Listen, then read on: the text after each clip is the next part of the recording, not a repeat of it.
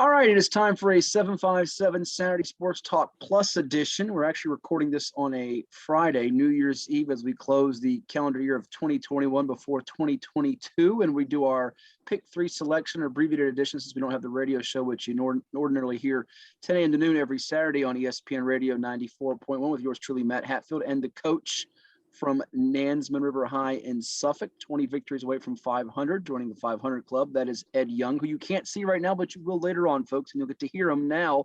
Hello, sir, as we're getting ready for the new year. Happy New Year to you. Happy New Year's, belated Merry Christmas to everybody. And tell you what, with the weather out here, you swear we're going into spring. No kidding. It's been 70 plus a couple days here at the end of December, which I won't complain about as I get to wear short sleeves in my Arizona Cardinals jersey. Go Cards. We need a big win over Dallas this weekend with Chandler Jones rocking him today. But Ed, I don't want to get you on any rants with Omicron because I'm sure you have plenty to say before we hit back the airwaves and before we end this Zoom. Let's dive into the NFL picks, shall we, for a week number 17. And Dino's underdogs are red hot, and we'll pop it up on the screen. Ed won't see it when we pop it up on the screen, but I'll relay it to the audio listeners, if you will, the as opposed to the viewers here. So let's recap quickly how things went in week number 16 in the league where they play for pay. I had to stop saying play for pay because that's going to be the college kids soon right now, right? Play for pay? Yeah, the college kids, some of the college kids are making more than some of the pros. Yeah, in some regards. All right, 2-1 for yours truly as I had Buffalo +2 over the New England Patriots. I had the Colts +1 against my Cards. So disappointed that actually hit. Indy winning 22-16 on Christmas weekend, which just spoiled my Christmas night, if you will. And I had the Chargers land at 10.5 against the Texans team that had about 26 dudes out with COVID. How that happened, I'll never figure out. So 2-1 moves me to 28-20 on the year. Dino hit his underdog pick, by the way, with the Titans plus the 3.5 against the 49ers, won outright 20-17. So he is 12-4 on his doggy specials this year. Woof, woof. And you, Sir Ed, had some bad beats. You were getting closer to 500 at 21-23-1 going in, but the Packers did not cover the 7 against the Browns, had to get a pick to hold off Baker Mayfield and the bunch driving late at Lambeau on Christmas Day. Seattle -6.5. You were up a touchdown that game. Then Dino's Bears came roaring back to win on a 2-point conversion to spoil your pick there. And over 42.5 in Lions Falcons. It was Atlanta 20-16 as Detroit got picked in the red zone. He would have gone over the total, but instead it goes under. So a winless whiff for you. I know that was very dejecting.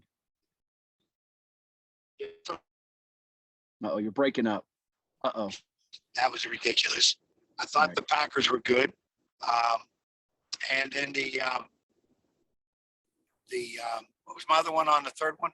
You missed on Packers, Seahawks, and over Falcons, Lions. Ugh. Seahawks and the Bears, yeah.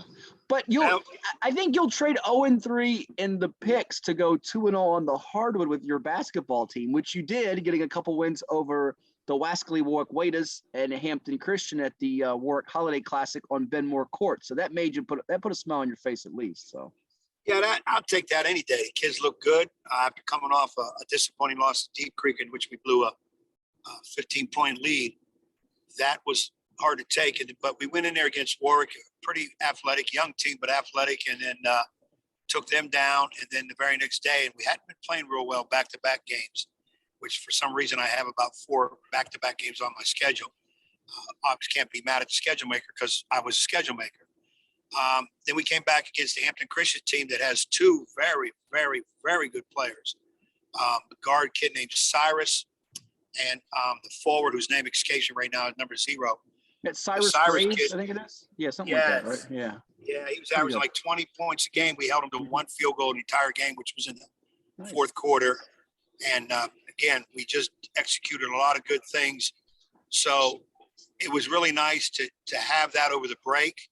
And then, unfortunately, we heard the news yesterday late that the city of Suffolk School District is going to shut down activities this week. And I don't want to get on a rant because we don't have the time, but no after school activities, games. We had games scheduled for Friday and Saturday. They'll be now either postponed or canceled. Okay. So you can't play on Saturday the 8th, basically. Yeah, we can't because we won't have a week of practice. Okay. And what ticks me off is I understand the COVID and all that. Please, people, don't get me wrong. Err on the side of caution, always in safety. But this is not the same COVID as before. We're going overboard. And here's what I don't understand. How is canceling activities, after-school activities, prevent you from getting COVID, but yet you're going to go to school for 8 hours a day with over 1,700 people in a building for 8 hours, 5 days a week? Good question. Somebody need to explain that to me. Yeah, they could go back to virtual learning, which would be safer and wiser and smarter, you would think. But again, I'm not a top-notch educator with wealth of experience and knowledge that some of these folks that make the decisions and the power make. So that's another discussion and rant for another time, I guess. But let's fire up the picks and the music here for week number 17 in the National Football League. And it's now going to flash on your screen here in a moment. Dino Franza's underdog special, Ed. He is going against the Pack, the Green Bay Packers. No Kirk Cousins for the Minnesota Vikings, who are still trying to make the playoffs in the NFC. Green Bay looking for the number 1 seed there in the NFC, but over there at the Lambeau Field in Green Bay, the Packers trying to bounce back, having lost to Minnesota earlier this year, favored by 12.5, and Dino's taking the big number. He's taking the Vikes on the road, getting 12.5. Your thoughts on that? That is a gutsy pick. What I'm assuming is Dino figures they'll cover the spread, but they won't win outright. They'll cover that spread and could very well do it. I wouldn't have picked it. 12 is a big number to play with, and it is a rival game too. And you said, Minnesota down one of Green Bay's only losses, a few losses this year earlier. So that's a real gutsy pick by Dino, but he can do that because he's rolling. He has no Captain Kirk, so I guess that means Kellen Mond's going to make the start. We'll see if he can make a name for himself in this game. All right, I get to go first against you because I was 2-1 and you were 0-for. So it's a little rarity of change for me. I thought about going Green Bay minus 12.5, but going against Dino right now would not be smart for me. So we'll cross that off my checklist of possibilities. Maybe you're bold and daring enough to go against him. So my first pick is going to be, I'm going back to the well that burned me last week. I'm going to go with the Los Angeles, not San Diego, Superchargers. They're laying 6.5 in this game against their AFC West divisional rival, always a dangerous spot.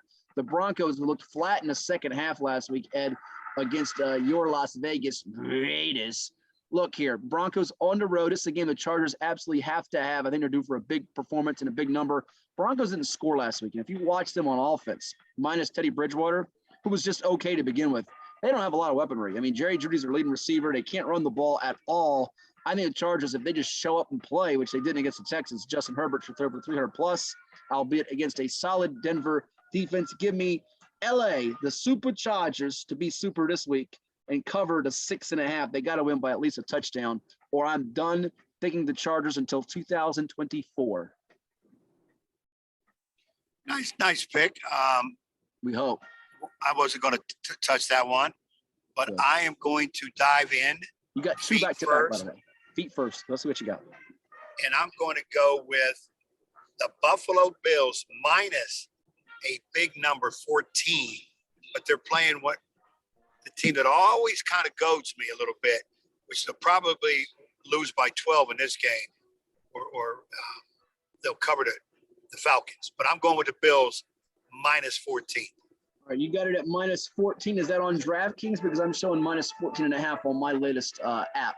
I'm looking at DraftKings. All right, where the money hits the road.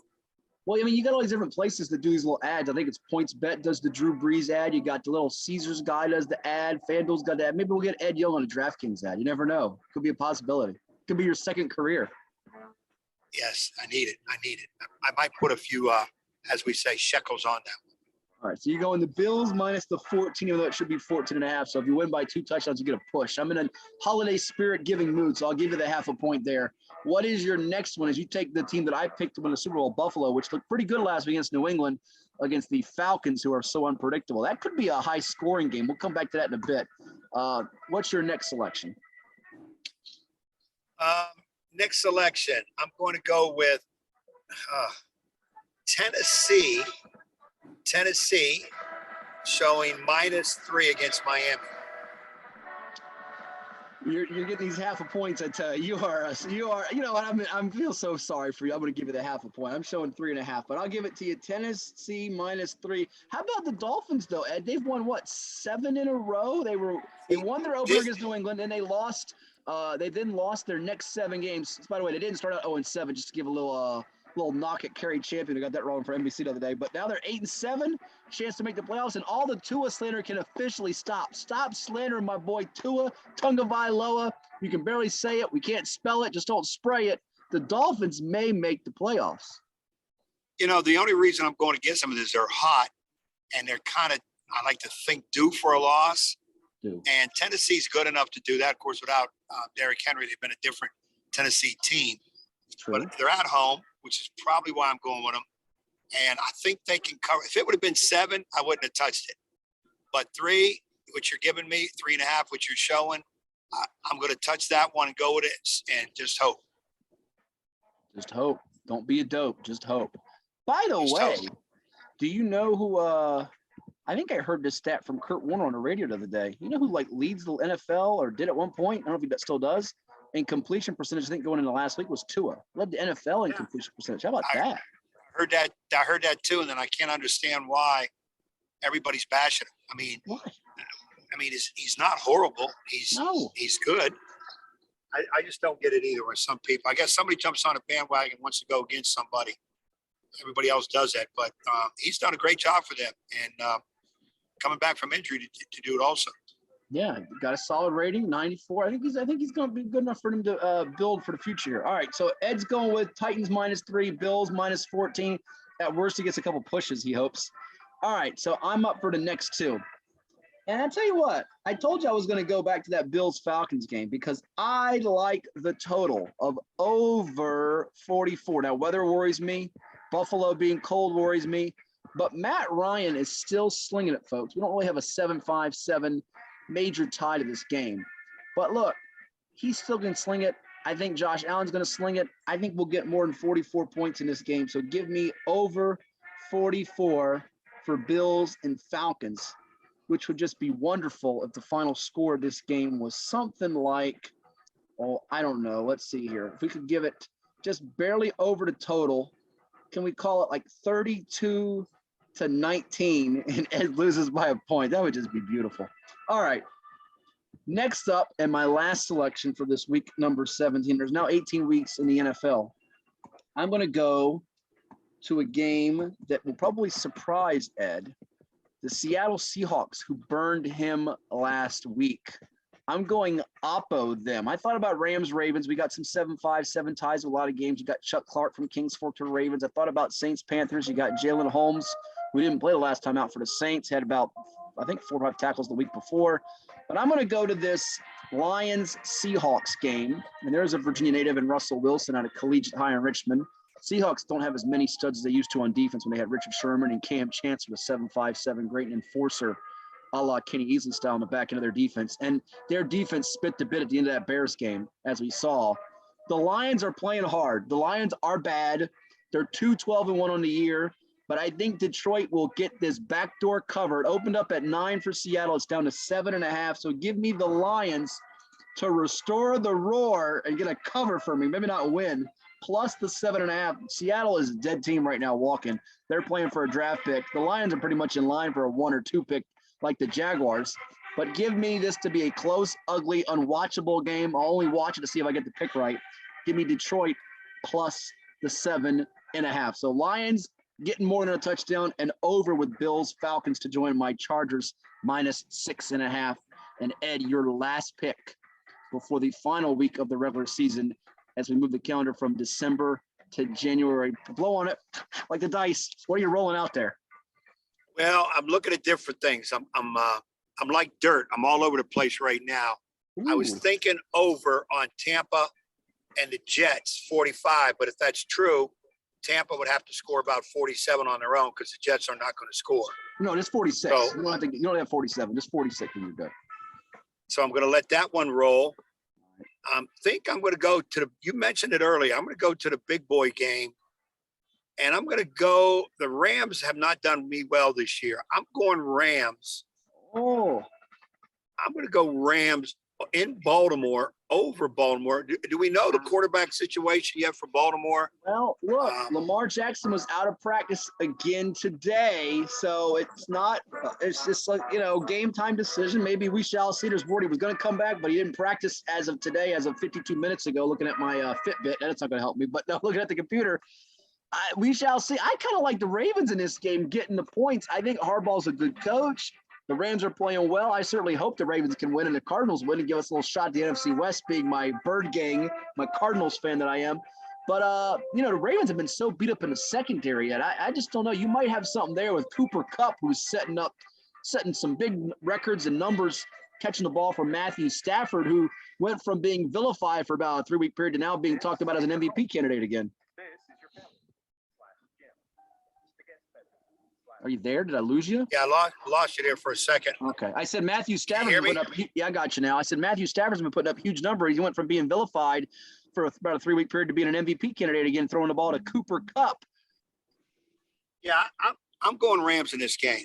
I'm going to go to Rams. I'm going to believe in them. I like Baltimore, but I'm just not sure. Even if Jackson plays, the Rams have enough frontline personnel on defense, obviously Aaron Donald, that they can make it hard for him to really get set and do what he wants to do. And understand what Hudley, the backup quarterback, I thought was in COVID protocol. Remember last week they started Josh Johnson out of the mothball. So I'm going to stay Rams. I'm going to go, and it's a big game. Both teams really need it. I'm going Rams. Well, and I would defy you or anybody, even the diehard of Ravens fans out there, to name their starting defensive backfield right now, because I have to go to the flip card to find the thing, as they had to start this past week Anthony Averett, they had to start Anthony Levine, they had to start Brandon Stevens, and they had to start Tavon Young. No Chuck Clark in that secondary, and they didn't have but just one defensive backup listed. And I think one of those guys got hurt during the game against the Bengals, where Joe Burrow threw for, I think it was it 6,000 yards? What did he throw for in that game against Baltimore? It was close to that. 525 yards and 4 touchdowns. Yeah, that's what I'm thinking. I think the Rams can get away with it again this week against that secondary. And again, I'm just not 100% sure how good Jackson will be. I believe he'll start. Okay. Obviously, he's not going to practice a lot because why waste him? I believe he'll start. But again, is he 100% effective? Yeah. I mean, 100% to be effective at what he does. What he does is he moves around better than most. What he does is he gets a lot of yards on his own. And if he's got a bad wheel, I don't think they're going to call his number a whole lot, because not against the Rams. If you're playing the Falcons or Detroit, maybe, but not the Rams. Well, I got you laying 5.5. You okay with that? That's what the line's showing me right now. Yeah, I'll take it. DraftKings said 5, but you gave me the other 2, so I feel comfortable. All right. So again, to recap, Coach Young's picks: Rams minus 5.5 against the Ravens. Quote the Ravens nevermore. Tennessee laying the 3 against the Dolphins. Some places it's 3.5, and Buffalo laying the 14 against the Falcons of Atlanta. I'm going with over 44 in the Buffalo Atlanta game. Detroit plus the 7.5 against Seattle on the road. And that's a dangerous, wild pick, but I'm up 8 over 500. I can live with it. And the Chargers laying the 6.5 at home against the Broncos, while Dino Franza goes with the Vikings plus the 12.5, daring without Captain Kirk. I don't even know if he knows that when he texted me that pick. Maybe we'll give him a mulligan on that. Who knows? Those are the picks for week number 17 in the league, where they play for pay. Before we finish up, 2 quick house cleaning things. Well, I want to get your quick thought on the Chiefs and the Bengals. That might be the game of the week, actually. 11-4 KC at 9-6 Cincinnati. A couple of Virginia natives starring on that KC defense with Juan Thornhill of Alta Vista High and UVA, and Derek Nani, the defensive lineman from Ocean Lakes High in Virginia Beach, both being prominently used on defense, have been starting at times.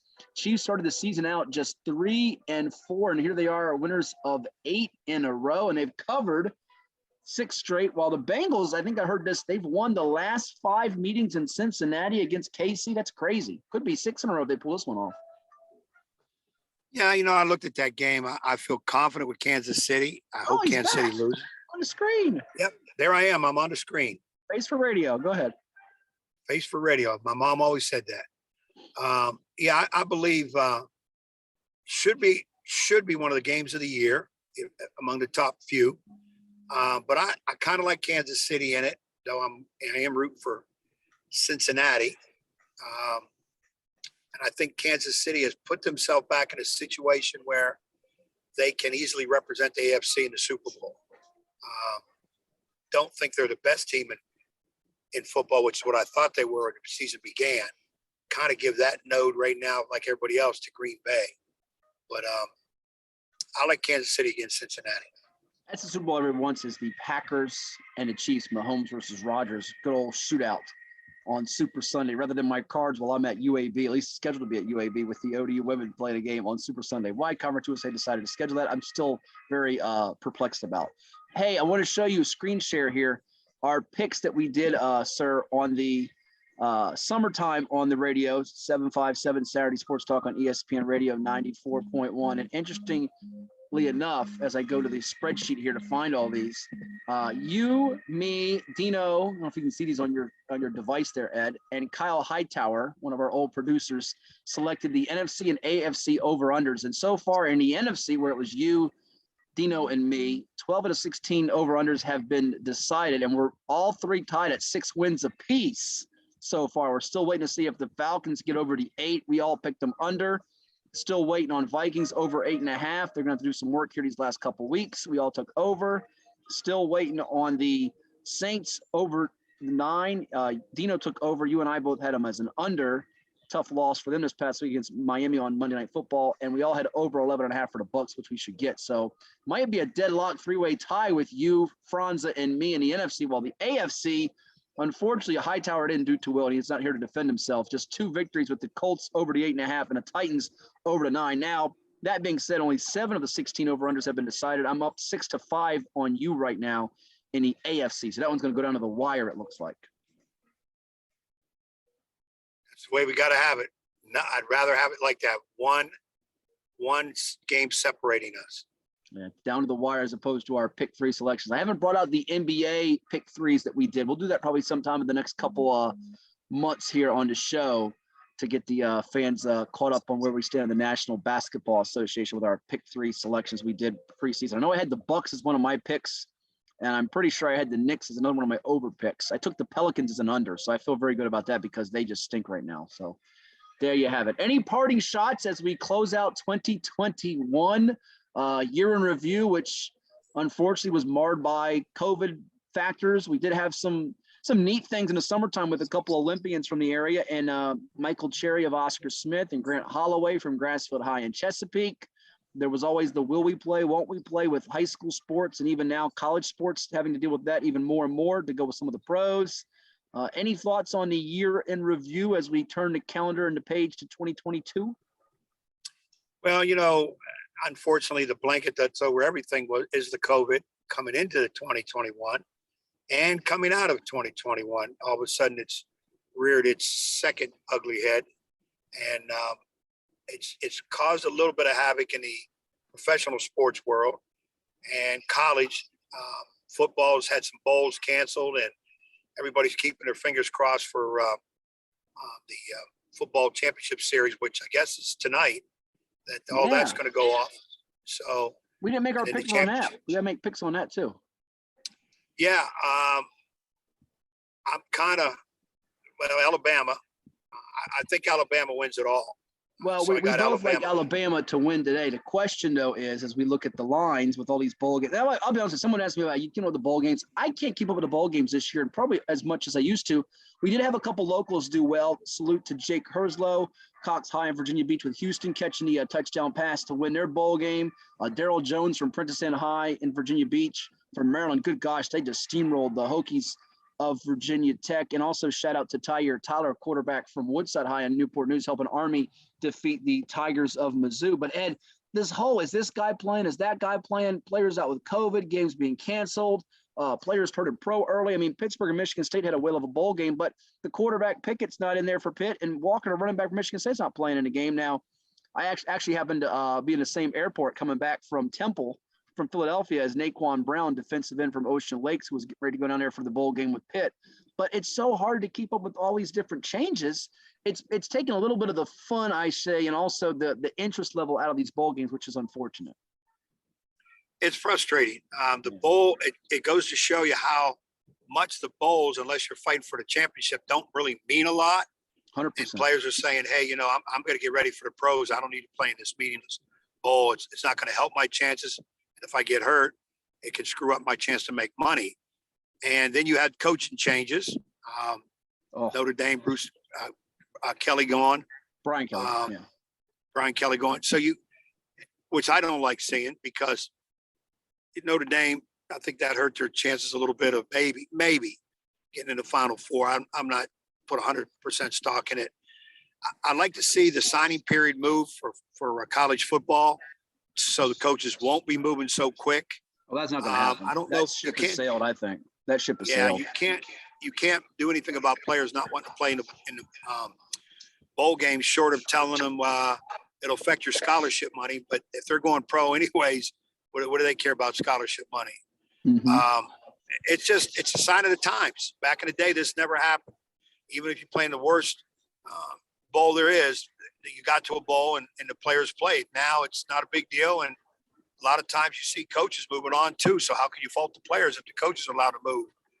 So it's not good. And I guess coming out of answering your question earlier, thoughts about going into 2022, hopefully somehow, some manner, we can get some kind of normalcy, though I don't think COVID is ever leaving. It's going to stay with us in some form. Hopefully it's just not as bad as when it first started. I wish more people would get vaccinated. That would be a resolution I would hope people would take. Certainly. And just continue to be cautious. And of course, selfishly, I just hope my season, all the high school seasons are not abruptly stopped and curtailed, because that would not be good for all those involved. Yeah, I worry about being now a broadcaster for the ODU women, the March Madness, the NCAA tournaments, and the conference tournaments. Is that certainly going to be something we're on pins and needles about? But you're right about the college coaching changes. It's had a huge effect. I mean, even in our own state with Brent Pry taking over at Virginia Tech, that was awkward when he's on the air doing the interview talking about how they're going to build a great defense, and Maryland's torching them, and UVA hiring Tony Elliott from Clemson, and Pry coming from Penn State to the Hokies, and then the big name schools like you mentioned with LSU getting Brian Kelly. The Irish replace him with Marcus Freeman, who should be I think a fine fit in time if they're patient.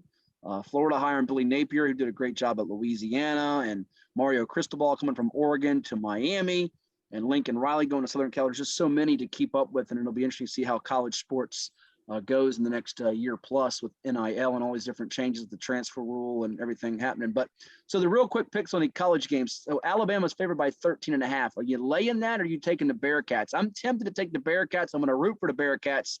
Sorry, Bama fans and all you Nick Saban lovers. There's more probably haters than lovers of this guy who's been the all-time great coach here. I'm going to go with Bama to cover late, though. I think they'll get a late cover.